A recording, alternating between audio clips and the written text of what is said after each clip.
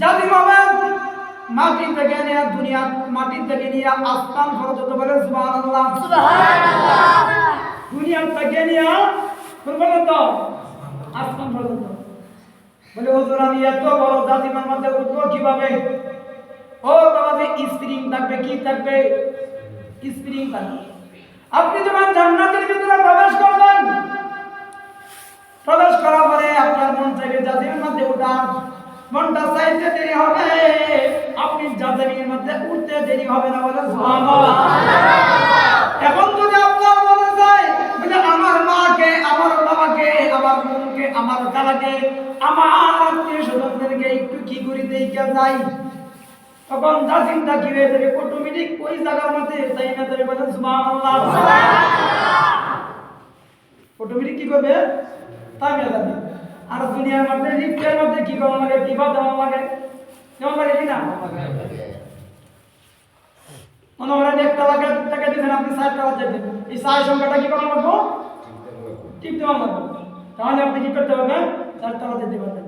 আর জান্নাতের ভিতরে কি না, শুধু মনে মনে আনছেন যে আমার আম্মাকে কি করি একটু দেখে যাই, একটু কি করি দেখে যাই, অটোমেটিক জাজিম গিয়া ওই জায়গার মধ্যে উপস্থিত হবে। সুবহানাল্লাহ। এই যে কথাগুলো বলতেছি, এই কথাগুলো দুনিয়ার থেকে কি করতে হবে? অর্জন করতে হবে। লিয়াবলুয়াকুম আইয়ুকুম আহসানু আমালা। আল্লাহ পাক রব্বুল আলামিন বলেন, আমি দুনিয়ার মধ্যে মানুষদেরকে পাঠাইছি কেন? লিয়াবলুয়াকুম, যাতে করে তারা ভালো আমল করতে পারে। কি আমল?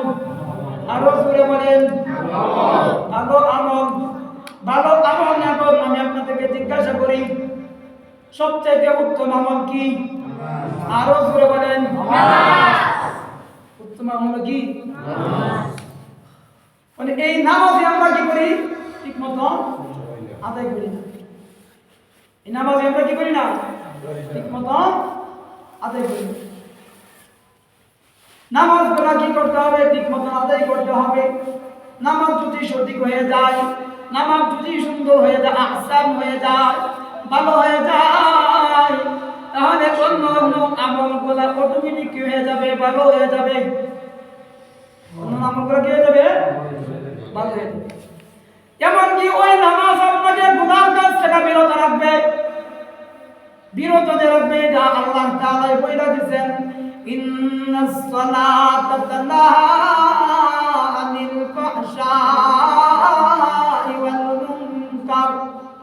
নিশ্চয় নামাজ যত ফাহশা কাজ আছে, যত অশ্লীল কাজ আছে, অশ্লীল কাজ থেকে, ফাহশা কাজ থেকে বিরত রাখে।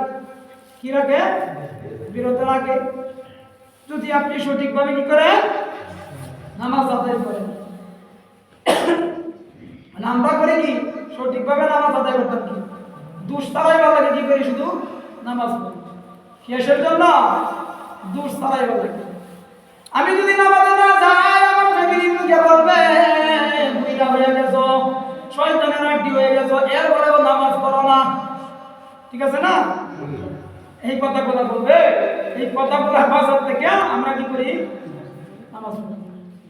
অথচ আল্লাহকে ডরাইয়া নামাজ পড়ি না। কারণ আল্লাহকে ভয় নিয়ে যদি নামাজ পড়তেন, আল্লাহকে ডরাইয়া যদি আপনি নামাজ পড়তেন, তাহলে আপনি কি করতেন না? গুনাহ কাজ করতেন না। আপনি কি করতেন না? হারাম ভাবে উপার্জন করতেন না। আপনি কি করতেন না? মিথ্যা কথা বলতেন না। আপনি কি করতেন না? গান বাজনা শুনতেন না। আপনি কি করতেন না? টিভি দেখতেন না। আপনি কি করতেন না? বর্তমানে চলাফেরা করতেন না। আপনি কি করতেন না? আপনার বিবিদেরকে, আপনার স্ত্রীদেরকে আপনি কি করতেন? পর্দার ভিতরে রাখতেন। আজকে কেন বেপরদা হয়ে চলাফেরা করে? আজকে কেন আমরা এই গুনার কাজ করি? আমাদের ভিতরে আল্লাহর কি নাই? ভয় নাই। আল্লাহর কি নাই? ভয় নাই। তার মানে আমাদের নামাজ হয় না। আমাদের নামাজ যেভাবে নামাজ পড়ার কথা, এইভাবে কি করতে হবে? নামাজ পড়তে হবে। যেভাবে নামাজ পড়ার কথা, এইভাবে কি করতে হবে? নামাজ পড়তে হবে। এইভাবে আপনি নামাজ পড়বেন, কি হয়ে যাবে? নামাজ কবুল হয়ে যাবে। আর নামাজ যদি কবুল হয়ে যায়, আপনার ঠিক হয়ে যাবে, ভালো হয়ে যাবে। এই কথাটা আল্লাহ তাআলা বলতেছেন লিয়াবলুয়াকুম আইয়ুকুম আহসানু আমালা। দুনিয়ার মধ্যে আমি বান্দা বান্দীদেরকে পাঠাইছি ভালো আমল করার জন্য, উত্তম আমল করার জন্য। উত্তম আমল করতে রাজি নি আপনারা? হ্যাঁ, কত বলেন রাজি নি? যদি উত্তম আমল করতে রাজি থাকেন তাহলে আপনারা কি করবেন? যখনই মুয়াজ্জিন ঘোষণা দিয়ে দিবে আল্লাহু আকবার, আল্লাহু আকবার, আর কোন কি করেন না, কাজকর্ম করেন না। আর কি করেন না? কোনো কাজকর্ম করেন না। কাজকর্ম না করিয়া আপনি কি করবেন? যে জায়গার মধ্যে থাকেন ওই জায়গাটার মধ্যে আপনি নামাজ আদায় করে নেন। আর যদি মসজিদে আসা সম্ভব হয় তাহলে আপনি কি করেন? মসজিদের মধ্যে আসেন। মসজিদ